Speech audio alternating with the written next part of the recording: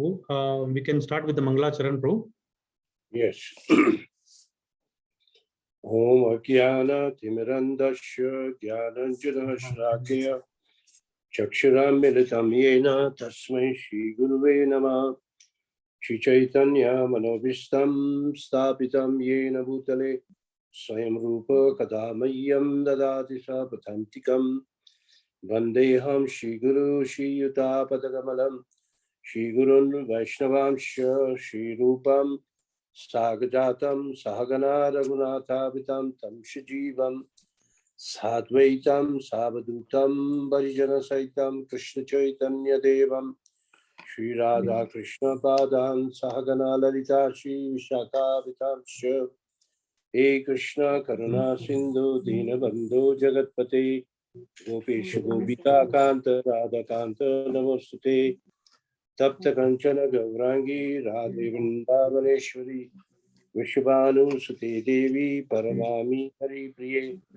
Vanchakarpatarubhasya Kripa Sindhubhai Vacha Patitana Pavnebhyo Vaishnavebhyo Namo Namaha Jai Shri Krishna Chaitanya Prabhu Nityananda Shri Advaita Gadadhara Shivasadi Gaura Bhaktavinda Hare Krishna Krishna Krishna Hare Hare Hare Rama, Rama Rama, Hare Hare, Hare Krishna. Hare.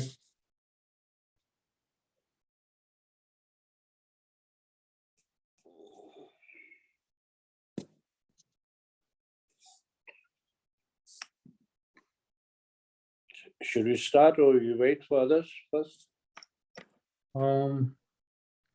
We can start, Prabhu. Okay.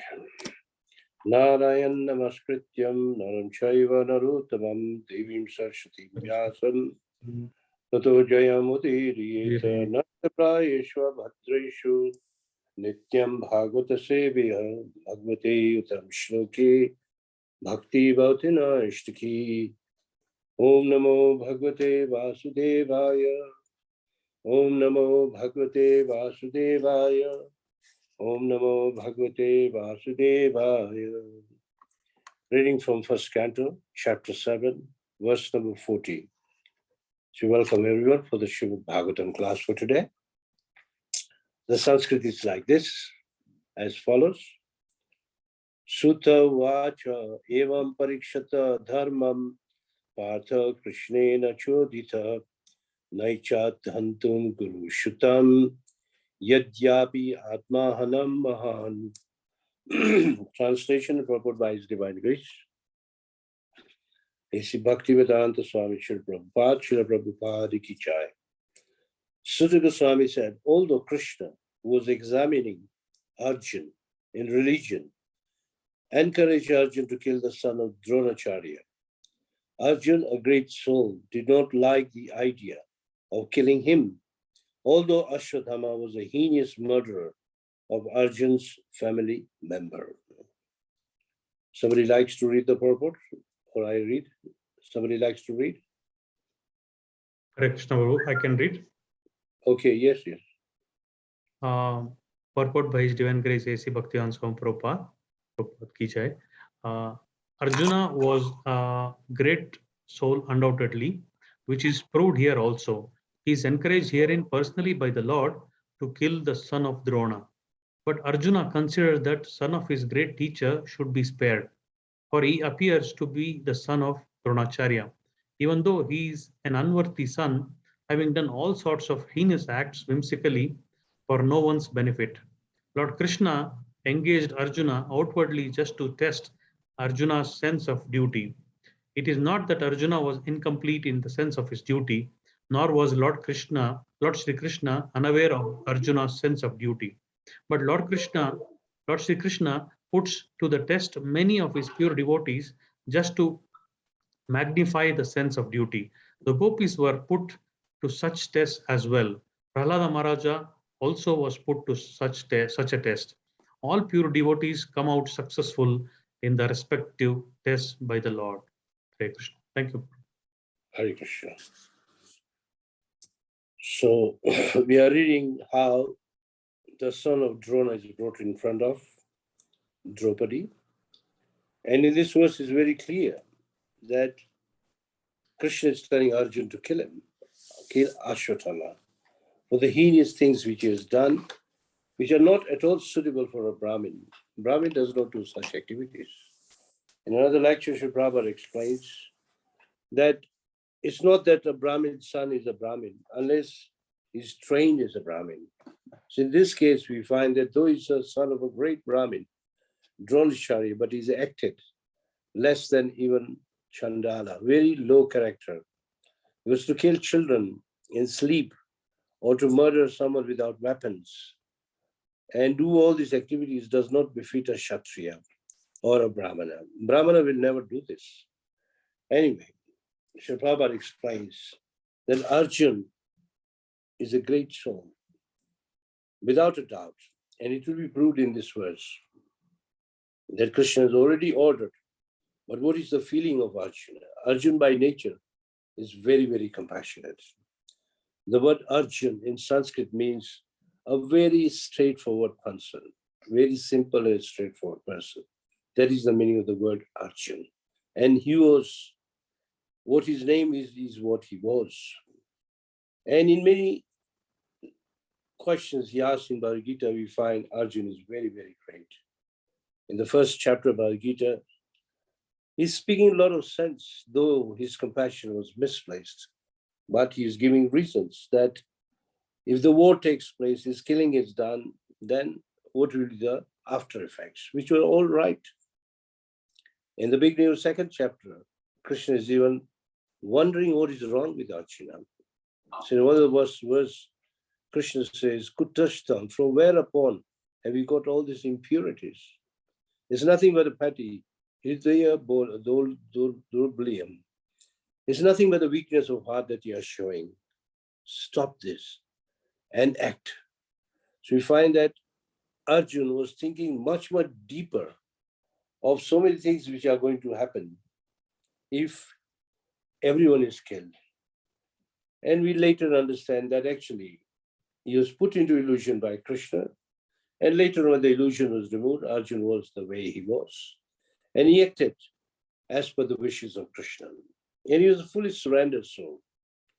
Of course, before reading Bhagavad Gita also, he says, Shishyate mam sadimam prapanam. I'm a soul surrendered to you. Please instruct me. That's why Bhagavad Gita was spoken to Arjuna. And throughout Bhagavad Gita, so many questions and answers which are very, very beneficial to all of us, which shows Arjuna is also a great person. And many, many times in Mahabharata, we find Arjuna displayed his greatness. So here, even Lord is telling Arjuna to kill Ashwatthama, but he is hesitant. He considers that Ashwatthama should not be killed. After all, he is the son of my Guru. That means my spiritual master. He may be sinful, but I can't kill him. So this is the thought going on in the mind of Arjuna. He did not want to kill. And I mean, not to go into a punishment or to an extent that he wanted to kill him. I think last time we also discussed that even when Jayadratha was brought in front of Yudhishthira, Yudhishthira did not say kill him. He was meant to be killed. Because anyone who does 6 crimes, one of them is kidnapping, then he should be killed. But he was spared because he happened to be related to the Pandavas. He was the husband or the sister of Duryodhana, Dushala's husband. And that's why he was spared. So this with Pandavas are all great, great, great people. So when it comes to a Brahmana, in the Shastras it is written that everyone can be punished. A Kshatriya can be punished, Vaishya can be punished, Sudra can be punished. When it comes to punishing Brahmana, then a superior Brahman is supposed to punish him. In Ramayana, a very nice example is given. There once 4 people involved in murdering someone, and they were brought to Lord Ramachandra. And one of them happened to be a Brahmana, one Vaishya, one Kshatriya, one Sudra. And we find that Sudra was given least punishment. Vaishya was given a little more, Kshatriya a little more. As far as a Brahmin is concerned, he should have been given the highest punishment. But Ramachandra referred him to Vashishta, the spiritual master of Ramachandra. That what should I do? So we find that when it comes to killing Brahmin, it's very, very confusing.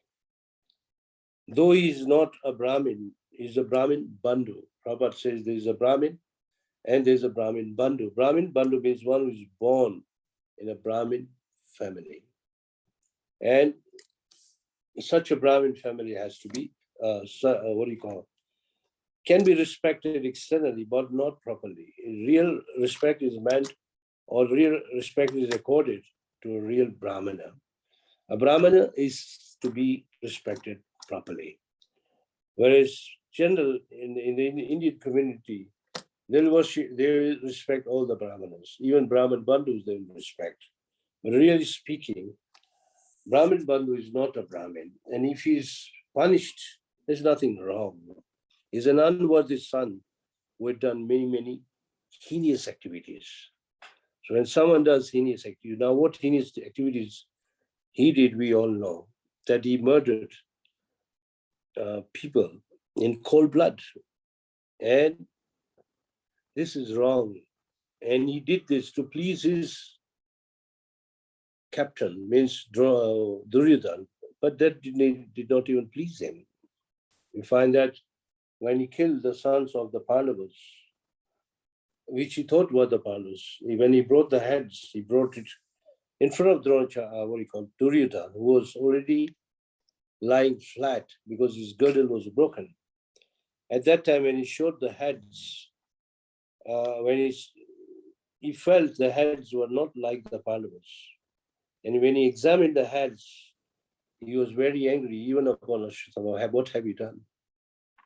So because he was put into a lamentation that you left no one in our entire clan. He regretted. In first he was happy. At the time he was put into a shoka. Shoka means lamentation. That's how he died. So anyway, that was what Duryodhana. But Arjun, Krishna has outwardly told Arjun, or outwardly put Arjun into a test to find Arjun's sense of duty. How does he act?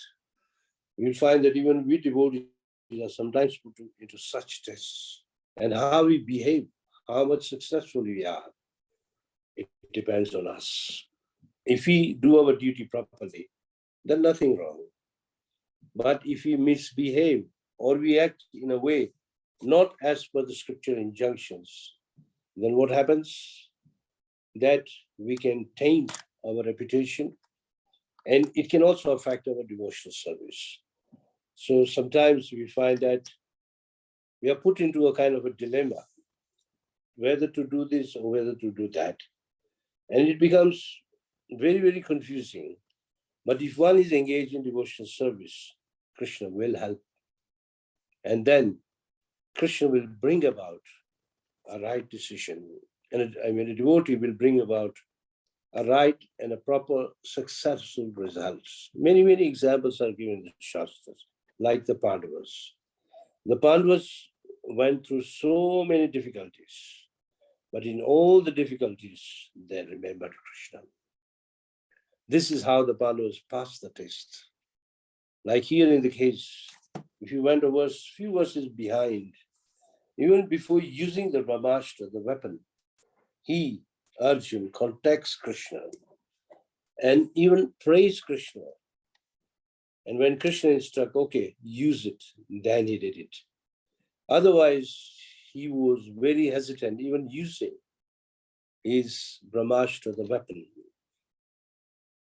And he waited till the order of Krishna. In the similar way, other Pandavas, all the Pandavas, in all the difficulties, or even in the good times, they remembered Krishna.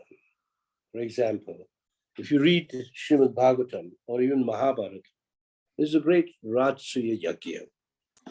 Rajsuya Yajna was told by Krishna that Yudhishthira was told that you should do this so that your fame will increase all over the world. And he did for Rajsuya Yajna he first contacted Krishna, how it should be done. And in this way, by the express instruction of Krishna, the whole sacrifice was done, which not only pleased Krishna, but it pleased everyone else. So that is another example. Talking also about Draupadi, she would also, in difficulties, contact Krishna. And even in this chapter, we find, or the chapter earlier, or maybe even this very chapter, we find how Uttara, the wife of Abhimanyu, comes to Krishna and asks for help.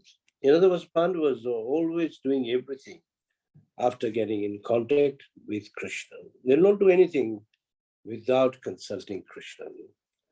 And as far as other devotees are concerned, just like Prahlad is one of the person who underwent so many tribulations given by his own father.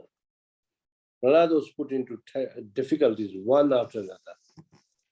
They tried to throw him away the cliff. They tried to burn him in the boiling oil. They tried to crush him under the elephant. They tried to put him into fear by putting him into a place which was full of haunted and ghostly people. He was not scared. And he was put even into fire. And he survived all this. Because in all the tests, he never gave up Krishna consciousness. He was very, very strong Krishna consciousness. And if you go to scriptures like Ramayana, we find Hanuman successfully jumping from the land of India to Lanka. And upon entering, in order to find Mother Sita, it was not easy. He went through so many rooms, one after another.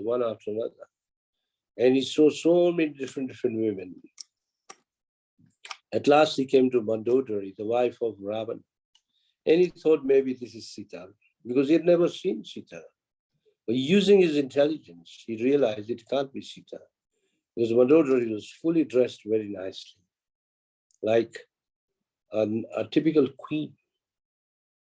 So he became very disheartened that I can't find Sita. And then at the last moment, at the 11th hour, he thinks that I have gone all over Lanka, one place I have not been, and that is a place. It was called Ashok Vatika. It was a garden. He said, maybe she could be in a garden. And that is where he found Sita. And even before meeting Sita, he has to think so much. Had he appeared as Hanuman the way, Sita would have been scared. So we all know that he appeared in front of Sita in a small monkey form, very small, very small, maybe 2 feet. And before even coming down from he had been seeing everything by sitting on a tall tree. Because before he could talk to Sita, Ravan had already come and he's trying to torture Sita. When Ravan went away, he came down. Sitting on the tree, he was singing the glories of Lord Ramachandra. And then Sita was confused that who is this singing everything about us? And then Hanuman comes down and he presents himself. So if you study all this, he uses his intelligence very nicely. And there was one more test. He had all the power to take Sita back to Rama, but he did not do. His order was to find out where is Sita. In the similar way, when our spiritual master gives us some order, we have to fulfill the order, don't jump the order. Sometimes we can become excited and we think we'll do whatever we want to do. We can make mistakes. And the consequences can be not just dangerous, but can be bad, can put other people into trouble. So in this way, we find even we are put into tests. Like they are great devotees, we are nothing in front of them. As far as we are concerned, I think if you really judge our own minds, we are put to test every day. Every day. Every day, we have to try to fight with our own mind, fight with Maya, fight with so many odds in our life. But if you stick to the order of spiritual master, nothing can go wrong. We'll come out successful. So in this section, we learn that though Arjuna is told to kill even by the Supreme Personality of Godhead, he did not kill. He's still feeling in the heart some respect for Ashwatthama, who happened to be the son of his own spiritual master. So we find that is why Arjun doesn't kill him. And as we go later on, we find that Krishna gives a kind of a statement that you kill him and yet you don't kill him. And Arjun follows that. Because he had to please Krishna, he had to please Draupadi, and he had to please also Bhima. Bhima and Krishna had told him, go ahead and kill him. But Yudhishthira refused. Draupadi refused. Sadev Nakul refused. So he was like in a dilemma, what to do, what not to do. But he uses intelligence. And we find how he goes ahead, punishing Ashwatthama by giving pleasure to everyone. He pleases everyone. We find that all devotees come out successful during any test, especially those who are engaged in devotional service. So anyone who is engaged in devotional service, success is there. There is nothing to doubt about.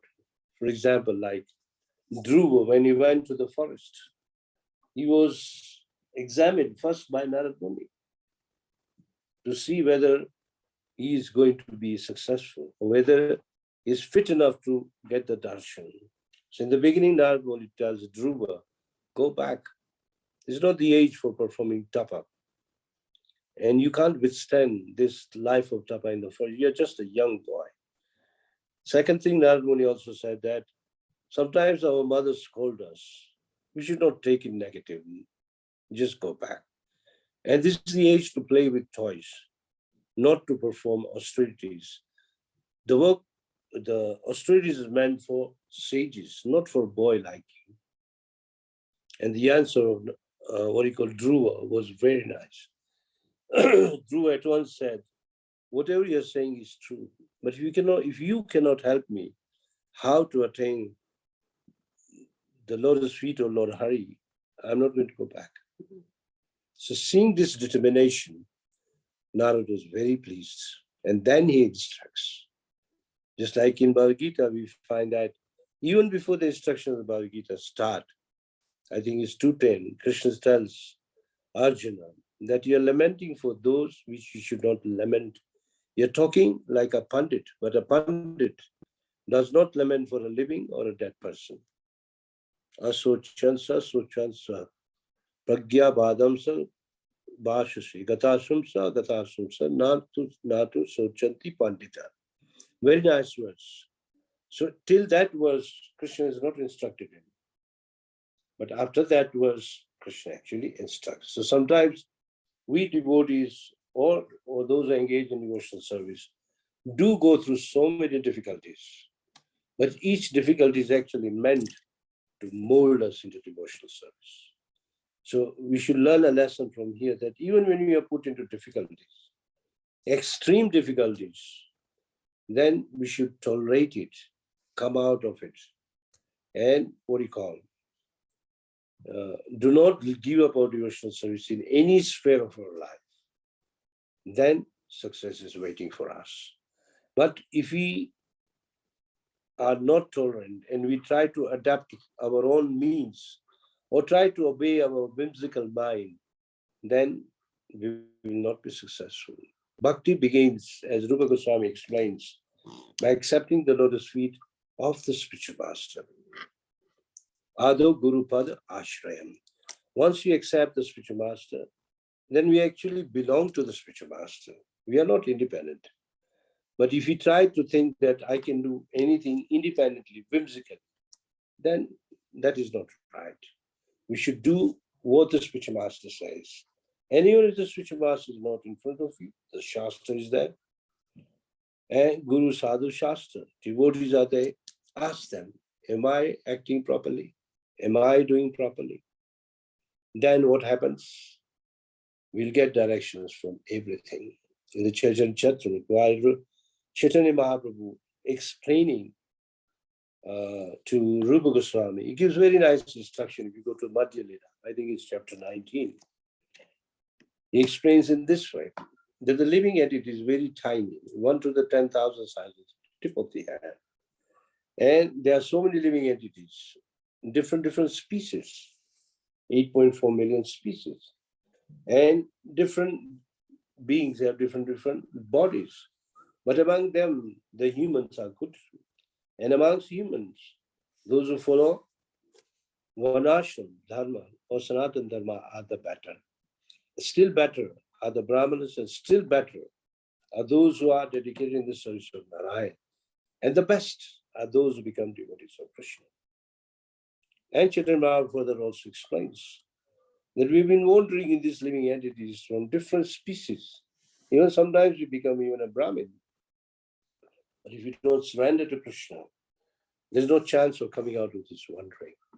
So he says, only the fortunate people, Brahmana Bhamite Kona Bhagyavan Jiva Guru Krishna Prasade Bhai Bhakti Ladabish. Only a fortunate person gets the mercy of the Guru and what do you call? Krishna. Two sources. Such a person receives the seed of devotional service, and the seed of devotional service should be planted in the heart and be watered by Shravan and Kirtan. In 3 consecutive verses, Chaitanya Mahaprabhu speaks Shravan Kirtan, Shravan Kirtan, Shravan Kirtan, very, very powerful. But as the creeper grows, he says you should remain in devotional, what do you call it, association of devotees, association, so that your creeper is fenced properly. Because one of the biggest things that can destroy our devotional creeper at once is a Vaishnava aparad.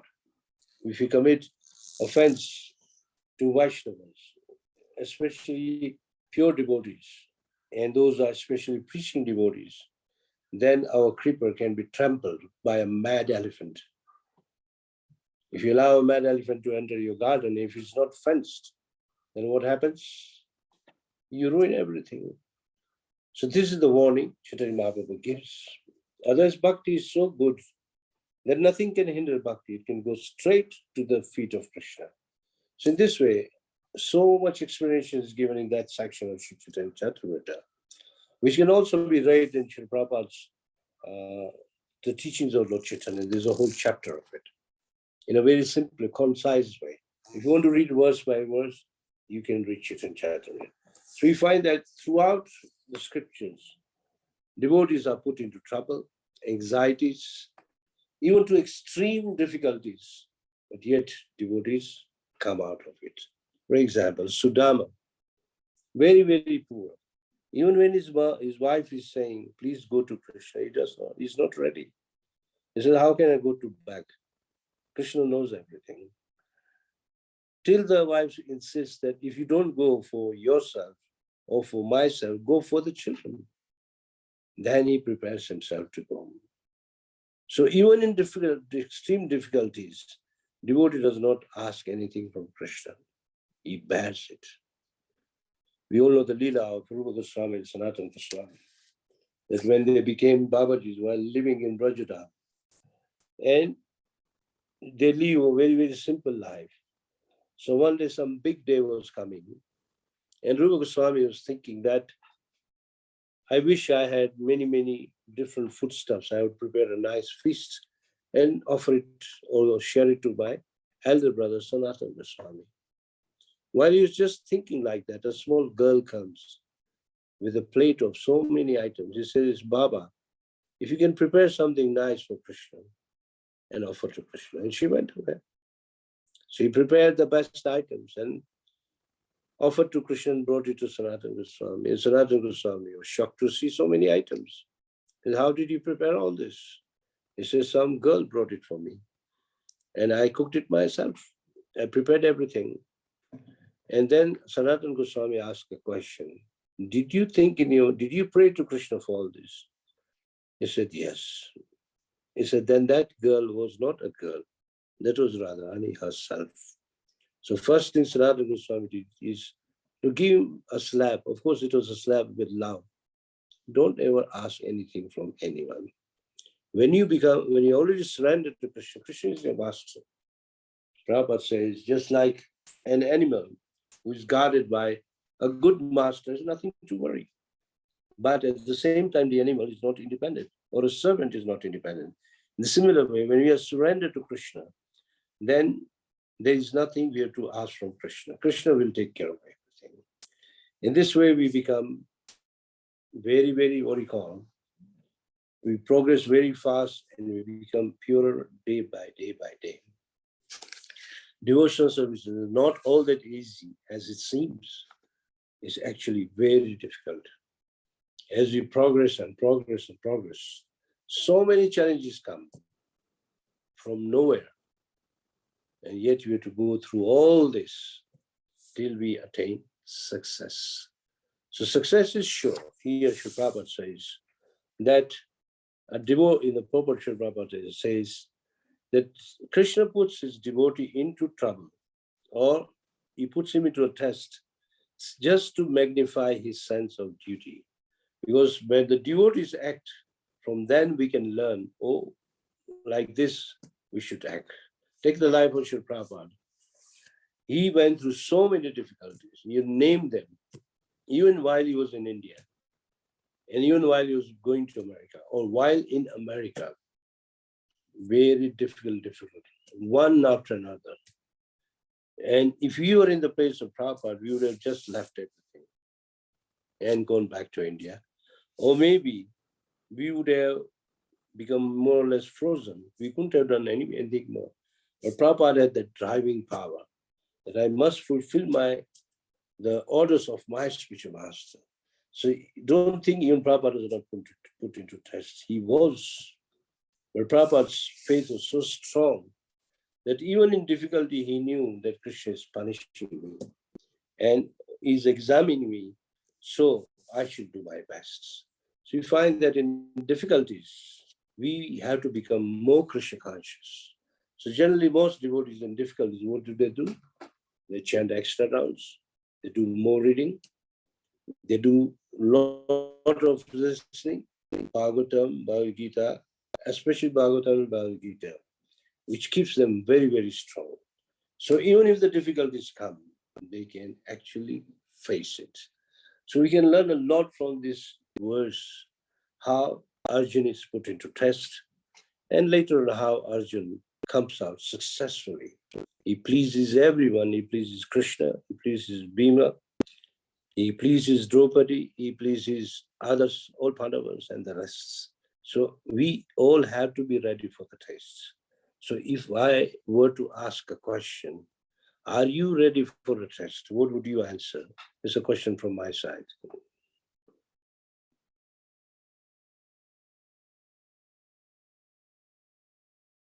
Anybody likes to answer? No. Hare Krishna. Hare Krishna, Peter. No, Prabhu. You're not ready. The question is, how would you prepare yourself now? Even when there are not difficulties, but we have to be ready all the time. By more chanting, more sadhana. Yes, more sadhana means more stronger, more reading, sadhana, bhajan, sadhana. The more we keep it stronger, we can go through the difficulties. And the scriptures is explained that the Brahmanas, when they get some time, they read Shastras again and again and again, though they know it. And the Brahmins remain strong. Kshatriyas, they'll prepare their weapons, test their weapons, make sure the arrows are good, the bows are good in those times. Everything is up to date. The horses are strong. This is a Kshatriya way of duty. A Vaishya, a businessman, he counts his inventory again and again, makes sure that his goods are there, nothing is missing, everything is in order. That is a Vaishya. When you say business, or even a farmer, he makes sure that nothing is wasted, everything is taken care of. And Sudra remains very humble and keeps doing his duty very diligently. This is called preparing yourself, keeping yourself alert in Krishna consciousness. So you can keep yourself alert in Krishna consciousness by reading more. Don't think that I read one page, it is enough. No. You, as Srila Prabhupada's instruction, we should read and study at least 2 hours in a day. 2 hours daily. about before the COVID started, one of our sannyasis came to Nairobi from, I think it's from Botswana or South Africa. He said that in the statistics in the ISKCON, it shows that only 12 to 13% of our devotees actually read. People don't want to read. They think, I'll chant, I'll go for Harinam Kirtan, I'll attend Kirtan, I'll do my arti and everything, my puja and everything, but they don't want to read. And this brings about weakness in us. By daily reading, by daily studying. I'll give you an example for today. One young girl came to office. I was in the office, and she was like not very happy. And I asked her, what is wrong? And she explained her problems. So I said, take Bhagavad Gita, open any page, sit down in that corner and read. And when she read, in 20 minutes, she had all smiles on her face. And what did she say? Oh, I was thinking this thing, and the same page is what Krishna is saying here. The word she was reading was Matchita Matkat Prana. He said, I've been discussing horrible things, but devotee life is discussing Krishna consciousness. And she got the answer. And she left the office smiling. So this example happened right today in front of me. The similar way, we also can be put into difficult times, odd times. And the best thing to do is open the Bhagavad Gita, open Bhagavatam, open any Prabhupada's books. You'll find that everything will change. Will change to an extent that you'll come out of it, become a better person. And there's no doubt about it. So if you have any questions to ask.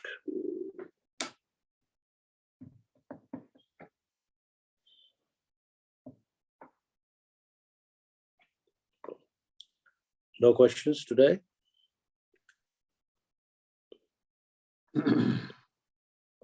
Okay, so the conclusion is the way Arjun is put into test, we will all be put into test, especially if you are very serious devotee. The more serious you are, more trouble you are going to get. Remember that.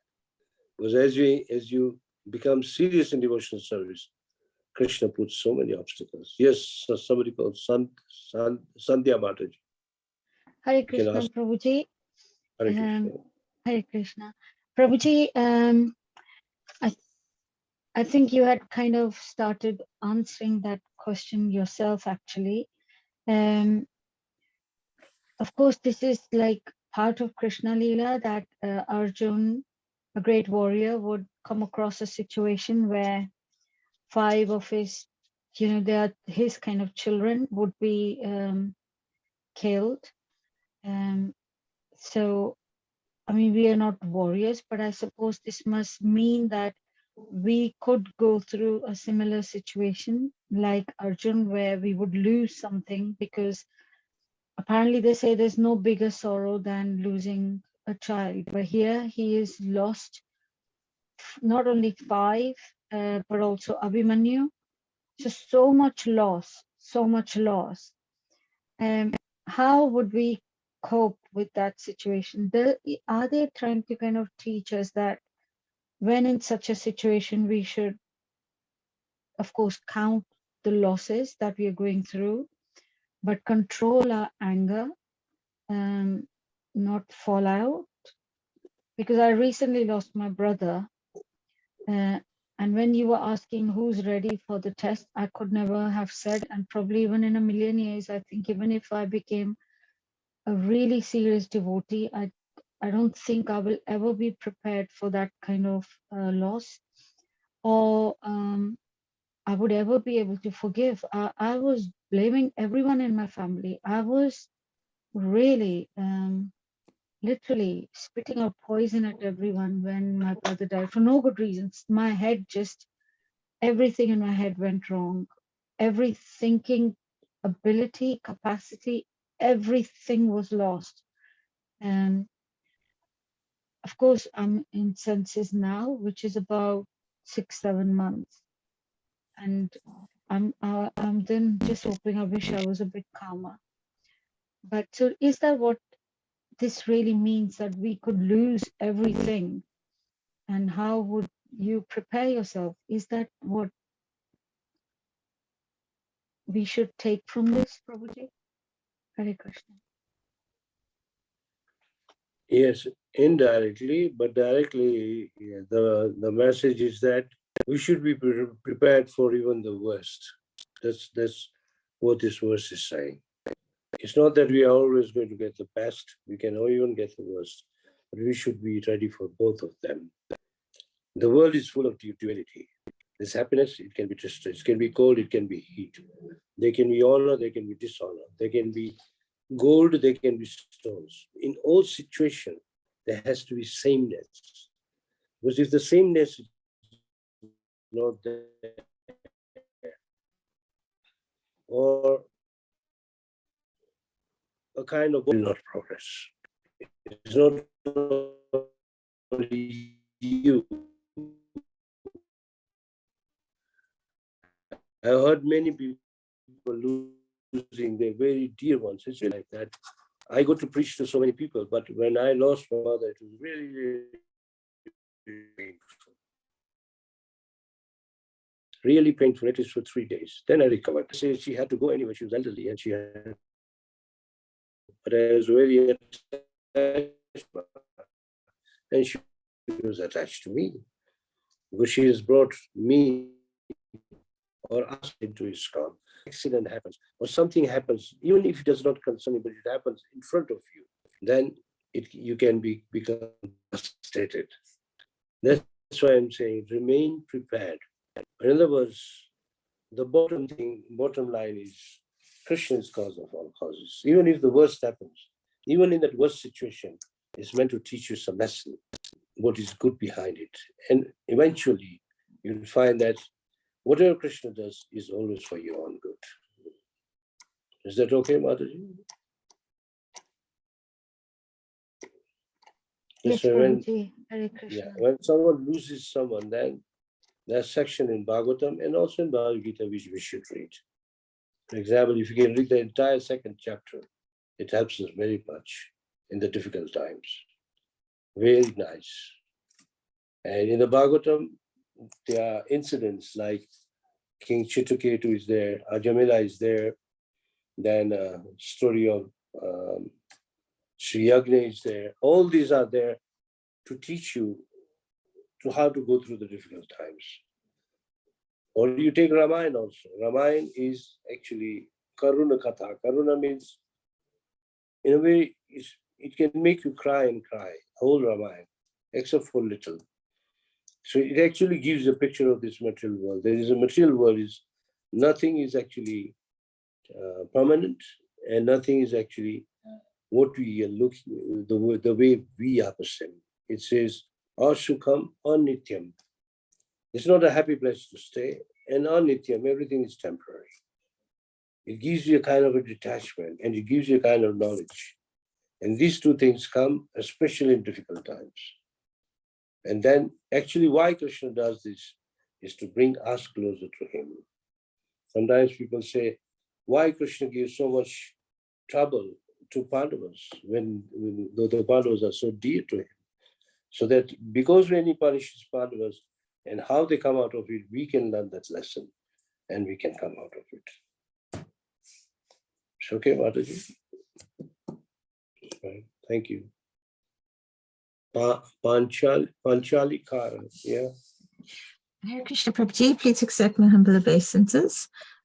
So my question is around the point that as our devotion progresses, Krishna puts us through more and more tests. So I have two questions on this, Prabhuji. So the first question is, so does Krishna, when he gives us more and more tests, does he give tests keeping in mind only to give us as much as we can bear and don't tip over? And the second thing is, second question is, what is the yardstick by which Krishna measures that, yes, we are passing or failing the test? Okay, the first question you answered yourself. He'll only give us trouble or pain to what we can bear, not more than that. And generally gives more to devotees than non-devotees. There's a reason why. The Prabhupada explains that devotees are able to bear more trouble and pain than others. He gives an example that sometimes to teach someone, he uses devotees to teach others. He gives the example of a newly wedded wife. When she comes home, the mother-in-law, if she makes a mistake, the mother-in-law will not scold her. He will scold his own daughter. So when he scolds his daughter, I mean, when the mother-in-law scolds her daughter, it's a lesson taught to the newly wedded wife. So when devotees are put into trouble, others can learn, oh, the devotees had to go through difficulty, who are we? So this is that a bit unfair then on the devotees, or is that the devotees' karma which is being burnt out? It's not unfair. Devotees actually become more pleased that even in difficult times, I did not give up Krishna. Okay. And when that incident, or those incidents passes, they become closer to Krishna. Like you hear many, many incidents that when Krishna puts you in difficulties, a lot of difficulties, and then he even helps you come out of it, your faith goes up. But if you are not a devotee, your faith goes down. That's why we have to do our duty of hearing and chanting. Then we'll remain strong. That is the yardstick of saying, yes, you have passed. Thank you, Prabhuji. Yeah, I understand. Thank you very much. Hare Krishna. Hare Krishna. Hare Krishna, Prabhuji. This is the example of Kunti Maharani asking Krishna for more trouble. That, you know, if you please give me more trouble, that, you know, I more surrender to you, and then you were always. I see you more, and our cycle of birth become less. In that word, in that prayer, she says, keep giving us more troubles. I mean, give me more calamities so that we see you again and again. The more we see you, our cycles of birth and death become lesser. Why she asked for trouble? Because she knows that in difficulties we become more serious in devotional service. But in happiness, our devotional service is actually, we are not very serious. We chant, but the feeling is not there. But in difficulties, the feeling is there, which is very important. Just like, especially when we become initiated, we know we have to chant our 16 rounds. But when we are going through difficulties, those 16 rounds, we chant in a more serious way. Any devotee knows it is true. Sometimes we can be blamed unnecessarily. When you're not wrong and people come and blame you, then what happens is, all we have to do is go to Krishna, because you know that you're not done it yet. People are blaming, they're pointing fingers at you. Is it okay, Prabhuji? Thank you, Prabhuji. Yes, Hare Krishna. Yeah. Are there any other questions or comments, Hare Krishna?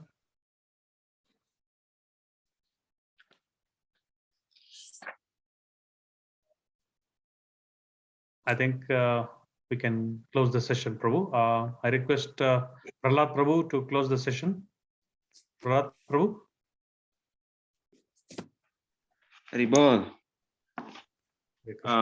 First, I would like to start off by thanking His Grace Rukma Das Prabhu for joining us and giving us this wonderful nectar. Prabhu, like always, your classes are very captivating, even in the Nairobi temple as well. So thank you for joining in. I would also like to thank the devotees assembled for joining in to hear His Grace Rukma Das Prabhu.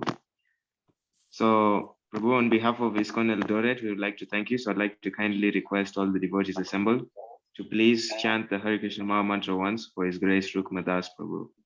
Hare Krishna, Hare Krishna, Krishna Hare Hare, Hare Rama, Rama Rama, Hare Hare.